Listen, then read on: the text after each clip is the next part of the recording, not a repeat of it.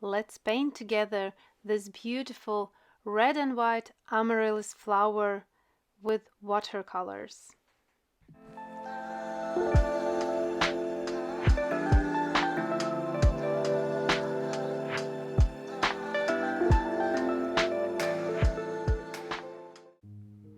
An outline drawing is done, which is available for download. Now it's time to remove the excess amount of graphite off, and we really need to remove almost everything because this is white flower on a white surface, so it really needs those graphite marks should be really transparent. So as you can see, it's almost invisible in the video. I can see barely, and that's the right amount of graphite which should be visible. Removing with bigger brush some dust from the paper. Cover paper with paper towel and we can start mixing colors. Adding water to palette. And for the first mix, I'm taking Sap Green for the center part of this amaryllis and adding a little bit of lemon yellow. Next mix, I will be mixing this gray color, which is visible around this flower. That's how we can make it look white. So I have Ultramarine Blue with a little touch of Sap Green and little touch of Sennelier Red. And this mix is really transparent and light. So we don't make it look dirty, but we make it look with shadows. This pale gray color mix is for the shadows on the white parts of this amaryllis flower. And third mix is Sennelier Red for the beautiful red marks on petals.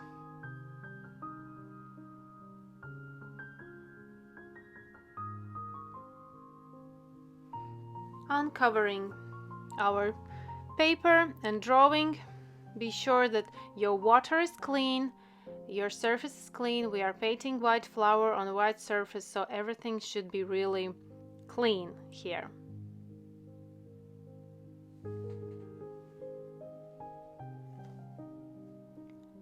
Adding water to first petal. I will be painting one petal at a time. Taking Sennelier Red and with big synthetic brush, I'm applying this watercolor, very transparent, very thin layer. Don't rush with white flowers. Better to look better less than more, especially in the first layers. Don't overdo with strong and vivid mixes. Better to build gradually and slowly. Leave white space untouched. We are now just putting those red marks, but not as bright and vivid as they appear in reference. They are much lighter, more transparent. We need to look beyond those beautiful rich red marks, what is underneath them, and there is a transparent red color. We can see that in reference, and we will be slowly building from the furthest background to the very front details of this flower. Now I'm taking a really small amount of this gray mix and adding to the very edge of this petal. If you look carefully in your reference, you will see that that edge is a little bit in the shadow.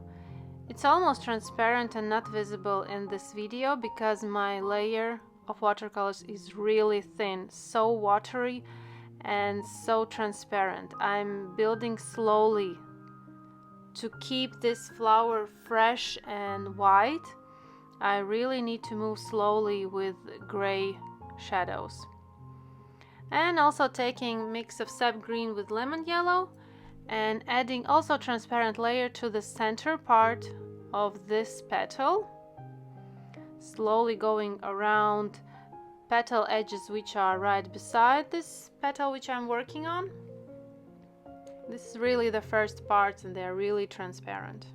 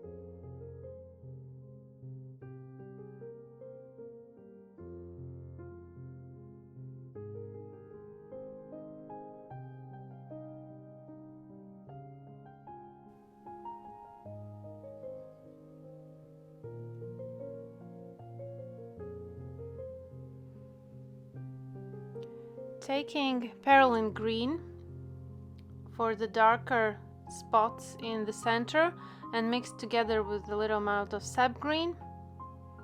And as you can see in the center there are some really dark spots, some dark areas, so that's where I'm adding this dark green color. Still not as dark as it is, I'm building it slowly.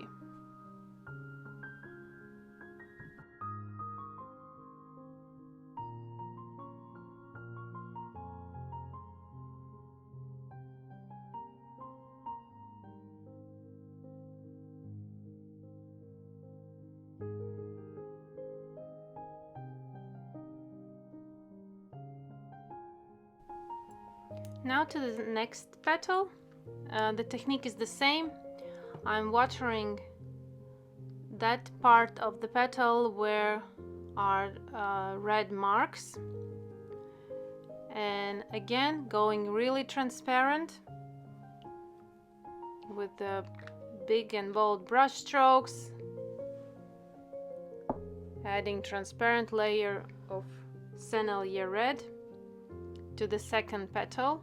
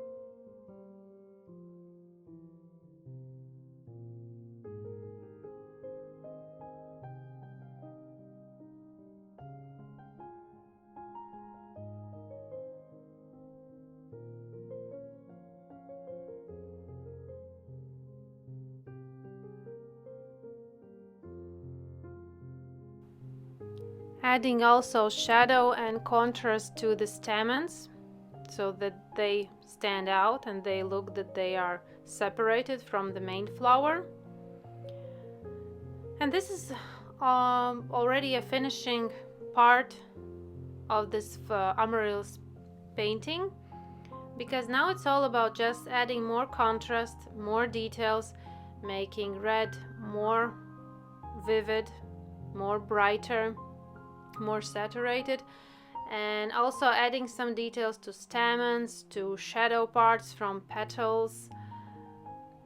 It's all about adding more and more. How far can you go? How much time you have? So work carefully. You can push yourself and work with this flower for another hour or two. But be careful with, do it with transparent layers. Do it really carefully. Don't overpaint with gray color. Still make it seems that it's transparent. You can add more red color, more details to stamens to separate them from each other, separate them from flower head. Add more transparent green color to the center part to make it look more deeper.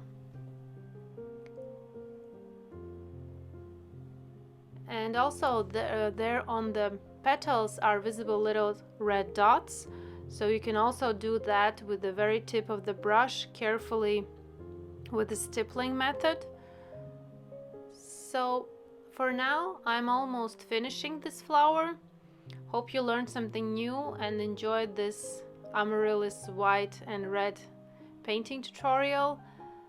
Enjoy the painting, continue, do it with joy and patience. Hopefully learn something new. Thanks for watching this and see you in my next tutorials.